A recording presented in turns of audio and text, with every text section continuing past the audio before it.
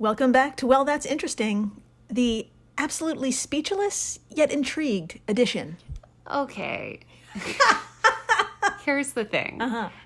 Yeah. Isn't every episode that edition, though? Yeah. I can't remember the last time we talked about something and I wasn't rendered completely speechless or screaming. I'm either speechless or screaming. You know, I mean, like, people's rectums fall out. Yes, they do. On this show. Yes, that is true. It's an episode. Yeah. Y'all should listen to it. It's super fun. But there's a lot of speechless moments, yet very intriguing moments on this show. So I think we reached a new level. Oh, no. Yeah, so I'm worried. Today is In-Betweeni 051, a disorder that makes you hallucinate thousands of dwarfs. What? And a disease that makes bones disappear. Okay. See? So, yeah. I mean, I'm speechless. But also, this is some Harry Potter AF shit. Yeah. This is some fucking Harry Potter. Yeah. Dark magic. Dark. Voldemort. Yeah, I said it. Shit. Yeah. Well, I'm Jill Chacha, and I am with the still horrified Marissa Riley. Always horrified and loving it. So, If this is your first time, welcome to the flock. welcome. Dr. Riley here comes in cold and learns everything in real time, just like you. It's true. I don't know if you could hear by the shaky screams I've been emitting for the last, 30 seconds. But I really have no idea what we're going to talk about every week and twice a week. I really had no idea about this dwarf thing. I couldn't even make that up. And I'm a pretty creative person. And bones disappear? What a nightmare. What a nightmare. I mean, talk about something I'm going to worry about every day from now on. So, Should we begin? yeah. All right, let's do it. Okay. Yeah, let's begin by heading back in time to another terrible chapter in human history, World War I. Oh my God. I thought we were going to go back to like 2017 or something like that. I know, it really could be any year. Yeah. We're at the Neuropsychiatric Center of the French Second Army of Saint-Désir. Whoa. And we're... It took me like 500 times. You to say nailed that. it. You fucking nailed it. Thank you. On the first try. It was amazing. We're watching psychiatrist Raoul Leroy treat those suffering from what we now call PTSD. Okay. Leroy was the head of this center, which means he also taught and instructed up-and-coming psychiatrists and interns. Oh. One of those interns being André Breton, one of the founders of Surrealism. Oh. I know. And I'm pretty sure by the break, you'll agree that his 5-month internship working with Leroy at this center totally inspired the art movement. I am fascinated by everything you just said. So basically, this guy was an intern at a psychiatric center in France after the First World War, and then he became a prolific artist that started an incredibly scary art movement, which is amazing, but it really, really makes you feel and think and have nightmares out the ass. Yeah. I just had to summarize that in my own words and include out the ass. Yeah. So somewhere in it. We're all about out the ass here. Oh yeah, in the ass, out the ass, on Around the ass, found in the ass. So, anyway, no, we're actually not talking about asses today for the first time. This is I know ending our streak. So let's get back to Leroy. Yes. So here's what I meant by this may have inspired the Surrealist movement. Anyway, by the end of the war and into the 1920s, there was an explosive number of case studies, case reports, and even lectures on a disorder Leroy knew very well and even experienced himself back in 1909. Okay. Now, between this personal experience and having worked with literally hundreds of poor souls who fought in the trenches, the medical world didn't think twice about adopting the name Leroy gave this peculiarity, which we'll get into the details of in a minute. Okay. He called it Lilliputian hallucinations. Mm-hmm. after the fictional inhabitants of Lilliput in Jonathan Swift's novel Gulliver's Travels. Oh, okay. Yeah. Yeah, the name Lilliput. Oh, no. Yes. Is it Lilliput. I'm remembering it, and I'm remembering reading Gulliver's Travels, but the details are fuzzy okay. for me. So, let's get into it. What the fuck are these real hallucinations? Dr. Marissa, would you do the honor of reading from our sources to help explain? Absolutely. All right. From IFL Science, quote, those that suffer from Lilliputian hallucinations see an array of different characters which roam the world in front of them and sometimes interact with the person.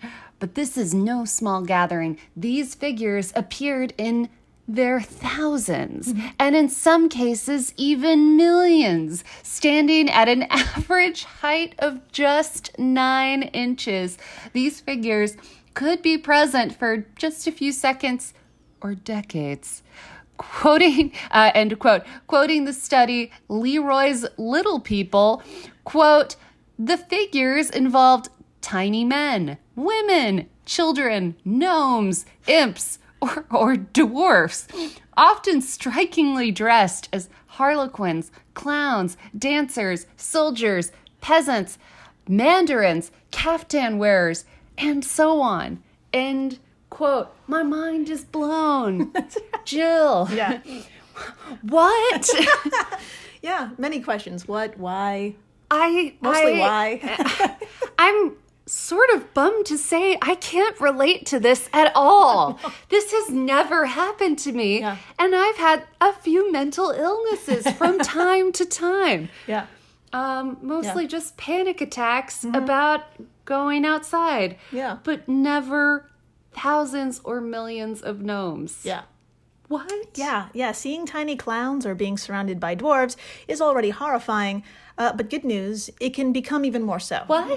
The visions stood motionless for only 3% of patients. Okay. Quote, the remaining 97% were described as performing numerous activities like jumping, dancing, maneuvering, climbing, marching along in files or squads, or performing acrobatics. Okay. The hallucinated figures were mostly unfamiliar, with 2% reported having recognized family members or other acquaintances.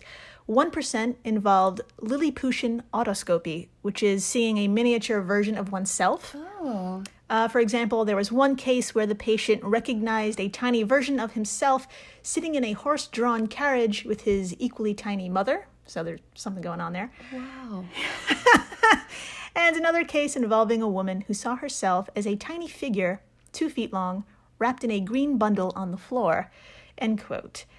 This from the study Leroy's Elusive Little People. Okay, so remember that time I said I was creative?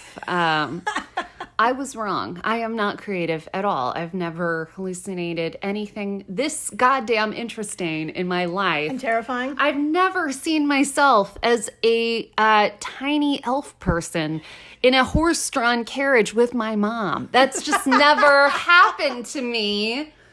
I think I'm boring. I don't know. Has this happened to you? It hasn't. And I'm fine with that. I'm fine with it too, but at the same time, what? Well, put a pin in that study. Oh, okay. Because we're going to get back to it, but more about the hallucinations because they're fucking fascinating. Yeah. Sometimes these tiny figures had bicycles. Okay. Musical instruments and mechanical appliances, all of them in proportion, of course. This is kind of adorable, I guess. In 28% of cases, there were tiny animal friends like miniature cats, tigers, and hippopotamuses. Yeah. Sometimes when we come on this podcast, I can kind of predict where something is going. Like the person is sick, or the person died from a snake bite, or something. I have no idea. Yeah.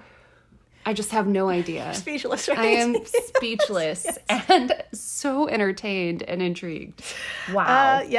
Dr. Marissa, would you be so kind as to tell us the reaction of patients when having these hallucinations? Like, what emotions did they experience? Of course. All right, quote, reactions to Lilliputian hallucinations were recorded in 73% of cases, with 36% of the patients in this group awarding them positive qualifications. For example, entertaining, soothing, amusing, hilarious, 18% neutral, and 46% negative ones, like frightening, annoying, exhausting, menacing.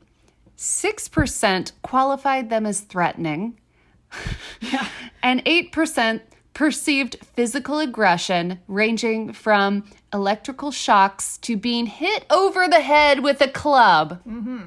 Oh my God. 1% reported that they kept chronically awake by the little people they perceived. End quote. And this is from the study. Yep. Okay, so a lot of people were okay with this. A little bit over a third, but almost half had negative experiences. But still, a third were digging into it. Oh my God. That's a large... I mean, if I ever saw anything like this, I would call myself in. I would call 911. I'd be like, you get me now. Just come get me. I'm having a problem. And so I need to be fixed. Yeah, I don't think it's far-fetched for me to say these hallucinations, this disorder, is batshit bonkers interesting. But I've never heard of it, and you probably never did either. And why is that? Yeah, why? Yeah. Did it just disappear? Was it a fad? Was it just an old-timey problem thanks to sweet, sweet opium and wormwood addiction? No, my friends. These hallucinations, this disorder is still kicking around. Oh my God. And that study we've been quoting proves it. Its entire title, Leroy's Elusive People, a systematic review on Lilliputian hallucinations, released June of this year, reviewed 145 case reports and case series comprising 226 case descriptions. Their dates ranged from 1909 up to 2016. I'm literally scratching my head. She is. She's literally scratching. I'm so speechless. I can't even describe it. Tell me more. Okay. The paper theorizes that the disorder lost popularity, if you will, around the 1950s simply because doctors just didn't know how to treat it and, quote, lacked the tools necessary for further progress in this area, end quote. Oh, God. No breakthroughs meant it slipped through the cracks, to be overshadowed by new discoveries and what have you. Until the late 20th century, when Charles Bonnet syndrome was in nearly every medical journal. Okay. Now, this is a fucking terrible thing. It's when people slowly lose vision from diseases like age-related macular degeneration or glaucoma. Oh, that's horrifying. Yeah. There's literal holes in your sight. Oh, my God. Yeah, and the brain fills those holes by making up images or warping your sight into a thing you can try to identify.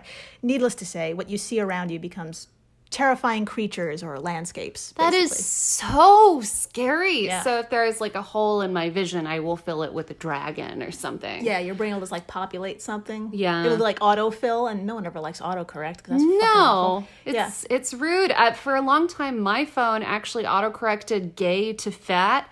That's not a joke. It was really, really upsetting for a long time. I tried to laugh at it, but Your homophobic iPhone? My homophobic iPhone, y'all. I just feel personally attacked. Well, fuck that fucker. I still have it. It's a 7. I call it my vintage iPhone. Anyways, back to people's minds. That phone needs to get woke. It's old. It needs to... Seriously, I'm upgrading to a 12 when I can afford it, y'all. Oh, fuck. So, yeah. These are hallucinations caused by diseases, and all of this hallucination talk got researchers interested in Lilliputian hallucinations. Let's say it together. Yeah. Lilliputian hallucinations. Awesome. Nailed it got back into fashion. Folks were wondering what could be their cause and a cure, if any. Enter the author of this massive study, Han Dirk Bloom. Han Dirk Bloom. There you go. Dr. Marissa, after looking at decades of evidence, what trends did they see? All right, quoting IFL Science, quote, To understand how these hallucinations occurred, Bloom looked at correlations between their presentation and other psychiatric conditions. In 50% of cases, these miniature figures appeared when the patient had schizophrenia spectrum disorder, alcohol use disorder, or loss of vision, while the other 50% had a large array of other potential causes. It is likely that they are directly caused by other neurological conditions, and Bloom suggests treatment should be aimed at the prevailing issue and not the hallucinations themselves. End quote. So basically, this is a common byproduct of a number of things. Exactly. Could be schizophrenia, could be alcohol use disorder. Yep. Could be a lot of things. Exactly. Yeah, these tiny people can sprout thanks to having an even more devastating pre-existing condition. Yeah. So basically, it's shit icing on a fucked up cake. Got it. Yeah. Once you find out what that cake is, what that disease or other disorder may be, and there's treatment, Bloom noted that these types of hallucinations stopped in 68% of cases. Amazing. That's great fucking news. Yes. The bad news is Lilliputian hallucinations can occur with everything from fevers, tumors, head trauma, drug use, and like 70 other things. I'm not kidding. Oh my God. If you want to see the list created by Bloom, search the title of that study and have a gander. It's free online, and it's really one hell of a time. I mean, I will be scanning that list to see if combining Zyrtec and B12 causes it. That's something I mix on a regular basis, y'all. It was a little cocktail for a dwarf, Sasha. So it's a cocktail for me to technically feel better, but it might lead to some hallucinations. I doubt it, but... After the break, we're moving on from eyeballs to bones. Fuck yeah. Bones that disappear. Why? Stay tuned. Please do. Hello, everyone. You may recognize me as Gabby from the History of Everything podcast. And my name is Brenna, and you don't recognize me from anything yet. Together, we're two scientists who explore all of the weird little questions and conspiracies of the universe in our new podcast, Mystery of Everything. Everything has an explanation. We hope.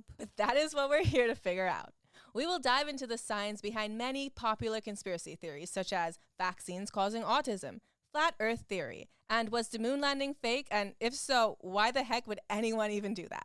But it's not just conspiracies. There's a lot of cool mysteries that we will attempt to use science to explain, such as near-death experiences, what made the Vikings go berserk, and can I control my co-host with MK Ultra? Wait, what? Anyway, make sure to check out the Mystery of Everything podcast everywhere where you find your podcasts.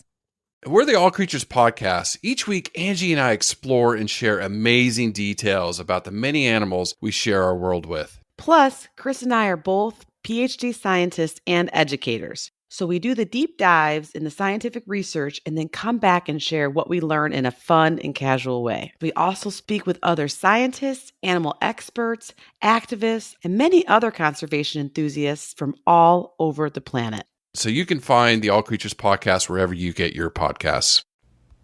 Hey everyone, Jill Chacha here from Well, That's Interesting, and I am absolutely thrilled to tell you about Spotify for podcasters. I use it, I love it, and it all started by downloading the free Spotify for Podcasters app, which has all the tools you need in one place to record and edit your masterpiece of a podcast. Spotify for Podcasters also distributes your show to all major platforms. So when you hit publish, your episodes will stream not only on Spotify, but I'm talking about the Apples, the Googles, Stitcher, Good Pods, the other ones. You get the idea. And you can monetize your podcast with no minimum listenership required. You could also set up monthly subscriptions and record ads just like this one. So what are you waiting for? Download Spotify for Podcasters today and start changing the world. Oh, and please, stay interesting. And we're back. We are so back. We're so back. And we're in Scotland. Oh. And it's 2017. Hey. It's here where an otherwise very healthy 44-year-old woman entered the prestigious halls of the Royal Infirmary of Edinburgh, complaining of a severe pain in her left arm, specifically the upper arm or humerus bone. Okay. I mean, in normal cases, if this wasn't this episode, I'd be like, oh, what a bummer. Yeah. But here I'm like, oh my God, her head is going to fall off, isn't it? Jesus Christ. So there she told doctors she wasn't in any accident and didn't experience any injury, but the pain was intense and definitely coming from within. No, not from within. It's never good. An x-ray of her left arm was performed, and to the dismay of doctors, a lesion could be seen on the humerus bone, giving her trouble. No. There was a high probability that the mark was cancer. No. A biopsy was performed, and the results came in.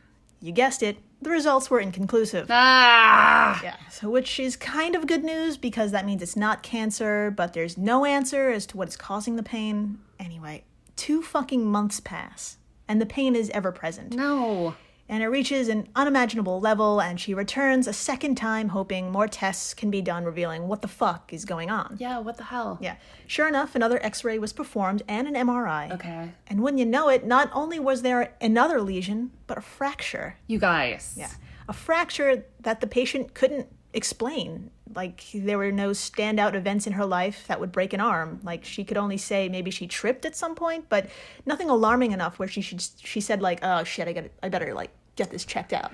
This bothers me so much because, like, I know it's not, like, said here, but it just makes me think of, like, when just people aren't taken seriously at the doctors and when they're like, oh, you're probably just depressed, especially women. And I'm like, I hope that didn't happen here because I think I got the vibe that it was like they didn't know what it was. They just really didn't know what it was. Yeah.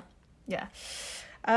So when the second biopsy was done, this time the mass could be identified, Okay. but it still left doctors totally stumped. They removed a benign blood vessel tumor, Okay. but no signs pointed to how or why it suddenly appeared. The patient, I know, the patient just left the hospital once more with more questions really than answers. Amazing. Yeah. 12 agonizing months later. Yeah, she dealt with this alone for 12 months. No. The patient returns with the same symptoms, but this time with swelling. No. not good. No. Yeah. According to the report published in the March 2018 edition of BMJ Case Reports, quote, radiographs demonstrated a second pathological fracture of the left proximal humerus, and contrasting MRI scans with angiograms showed a more extensive vascular lesion, end quote. In other words, more of the same and a little worse. Great. So, I'm just so angry for her. Yeah. You know? yeah. For you see, the biopsy, a biopsy of that new lesion revealed a dense collection of freshly made blood vessels and lymphatic vessels. It's not cancer, but just a wad of vessels where the bone should be. What the fuck? Yeah. And that x-ray, it showed not only another fracture, but, well, you know what? Instead of me just talking, Dr. Marissa, I'd like to show you a side-by-side comparison of the patient's arm in 2017 versus 2018. And, of course, all of the photos and x-rays and such that we talk about today will be on our social medias, so come on by. Come on by. But in the meantime, Dr. Marissa, would you please tell us the differences you see in these two x-rays below? Okay. So 2017, 2018. Yeah. 2017, I see essentially the part of the body Jill talked about. I can see the top, I can see the shoulder, and then I can see about all the way down to her elbow, and I can see that bone there. Yeah. And I don't know much about bodies, but it looks pretty normal. Yeah. That's right. The second one looks not as good as the first one. I'm not going to lie. Yeah. The bone looks kind of small and it's got like not a chunk taken out of it, but it's just a lot more dissipated and like almost more transparent. The other one had these beautiful strong lines, and these lines are just kind of, it looks a little wilted. Yeah. And it looks bad. Yeah, I'm not gonna lie, girl. It looks bad. Yeah. That's a great description. It looks totally faded, like you said, almost transparent.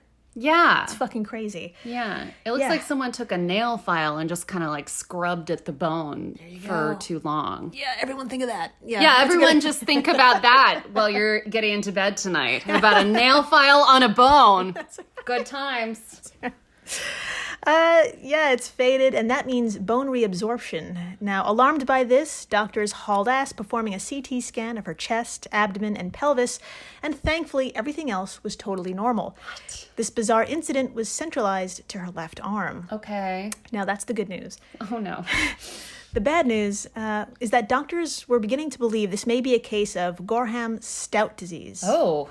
Or vanishing bone disease. Oh, no! And Dr. Marissa, would you do the honor of telling us what the fuck that is exactly? Yes, of course. Okay, according to Live Science, quote, people with this condition experience abnormal growth of blood vessels and lymphatic vessels, the channels that carry lymph, the fluid that contains infection-fighting white blood cells. These aggressively growing vessels infiltrate the bone, which causes it to break down. Fibrous connective tissue or benign, non-cancerous blood vessel tumors then replace the bone. End quote. Okay, so it sounds like these vessels are growing super fast and sort of taking over the bone's space and replacing the bone. These tumors are like, I'm the bone now. Yep, you got it. Like, I'm the bone now, bitch. Yeah. Why? Why? Yeah, that's a great question. Chill. Yeah, bone is broken down, reabsorbed by the body, and replaced by a network of blood and lymph vessels. This is like a civil war in your body. Yeah. It's crazy. Yeah, exactly. Now, remember that Sleeping Beauty syndrome we talked about in the Could I previous forget? It's episode? all I've thought about. I couldn't even let you finish the sentence. That's all I've thought about this week. Yeah. So we totally thought that was rare. Turns out Gorham-Stout disease has it beat by a mile.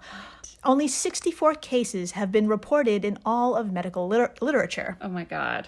8 of which have involved the humerus. Friendly reminder, only about 300 people in recorded literature, medical literature, had Sleeping Beauty syndrome. Yeah, it was around 500, 500. Sorry, 500. Something like that. Wow. So, yeah. Other affected bones have included and can include the ribs, pelvis, collarbone, and jaw. No.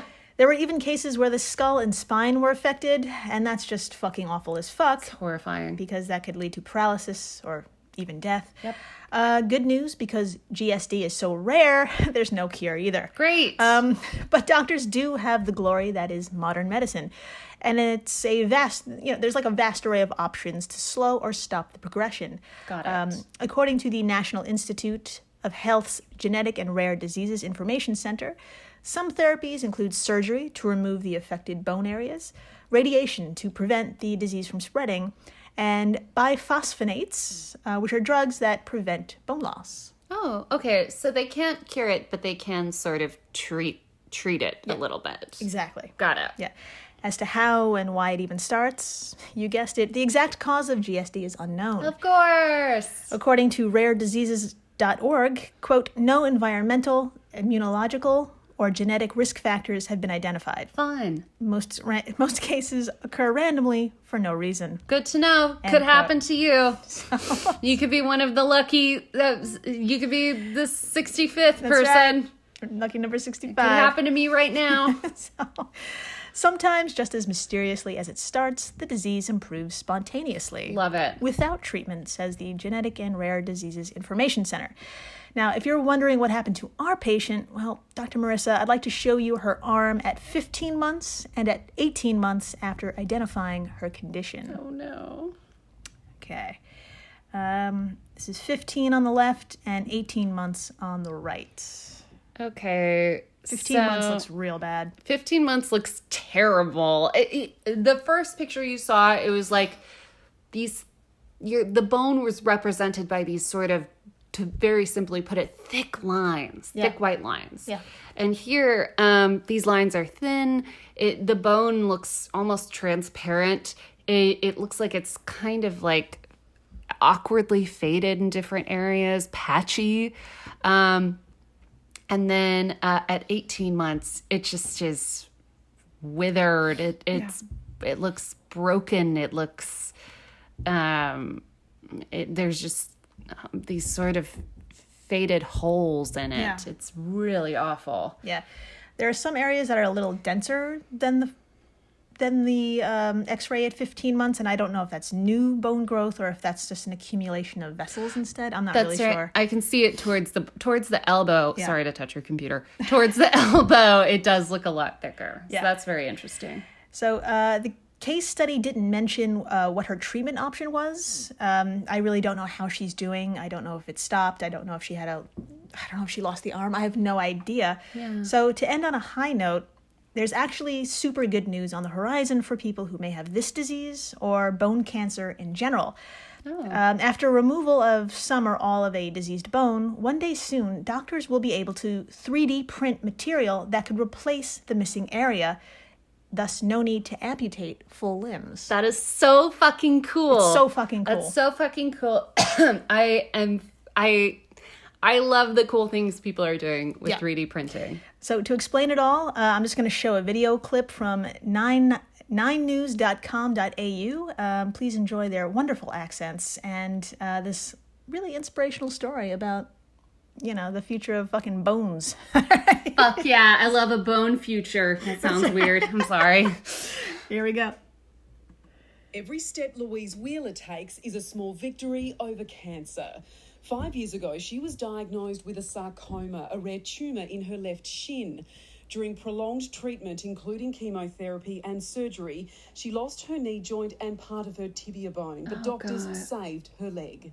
In that respect, I just think I'm really lucky. Surgery sometimes has to be as aggressive as amputating the limb. Now, top medical and manufacturing minds are combining in a $12 million project to save the limbs and joints of cancer patients. Surgical robots will be used to precisely cut tumours out of affected bone. Simultaneously, a 3D printer will build a custom-fit implant to perfectly fill the space left by the removed diseased bone. Pause. Future. Yeah. Okay, so y'all should definitely watch this video. It is fucking fascinating. Basically, what they just showed was when someone gets bone cancer, you have to remove part of someone's bone, which obviously can just, that might be the end of that limb for that person. Right. But it's so cool because they showed that the section of a bone that had to be removed was immediately recreated perfectly with a 3D printer, and then they just pop it back in. Pop it right in. How fucking cool is that? So cool. This is amazing. It's okay. fucking incredible. You can keep playing. I was just amazed by that. So incredible. Be able to print the implant while the patient's on the operating table. So in that one sitting, we are able to actually develop a solution for the patient so they don't have to come back multiple times. Researchers are still trying to work out the best metal composition to use in the implants to ensure that the remaining bone and tissue adapts and fuses to the artificial body part. RMIT University, St Vincent's Hospital and global medical company Stryker hope the technology is fully operational in 5 years. Amazing. At the end of the day, we're looking to produce better function and better outcomes for the patients, and that should lead to better quality of life.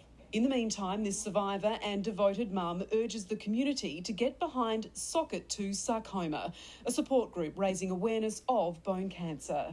The more people know about it, the more money we can put into, finding a cure and hopefully other people having the amazing outcome that I was lucky enough to have. Emily Rice, 9 News.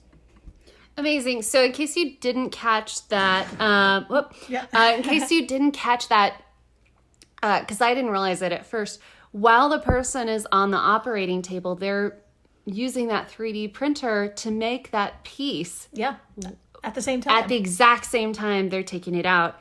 So they can do it all at one time, which is like, if you've ever been put under, it is exhausting. It's horrifying. Surgery is so, it's dangerous no matter how safe it is. It's still so hard on your body. So that's incredible. And it sounds like they're working on better materials so that what's left of your bone and that new material can be best friends. That's right. So I am obsessed with this. I think this is amazing. It's incredible. And yeah, I wanted to end on a high note, and that's pretty fucking amazing. That was back in 2018, so it's probably around the corner. Oh, shit. Yeah. Oh, my gosh. Okay, that's amazing. It's incredible. And thank you for listening, subscribing, telling your friends about 3D printed bones. Fuck yeah. Fuck yeah. If you have any experience, if you have a 3D printed bone inside of your body right now, write into us and tell us how that fucking went. Yeah. I would be so thrilled to hear about someone's experience with that. Or 3D printing any organs, vessels. They're 3D printing all sorts of shit. So please write in. Let us know. We want to read it to the flock. Yeah. And yeah. And what else? Tell your friends about the dwarves. That's fun. Oh, yeah. I almost forgot about the dwarves. I was so into the bone stuff. Holy shit. Also, if you're seeing dwarves and that is something that has been a part of your life, write into us. I would love to hear a story about that as well. Exactly. And we will, give you a lot of support. There you go. And please, stay interesting. Oh, please do.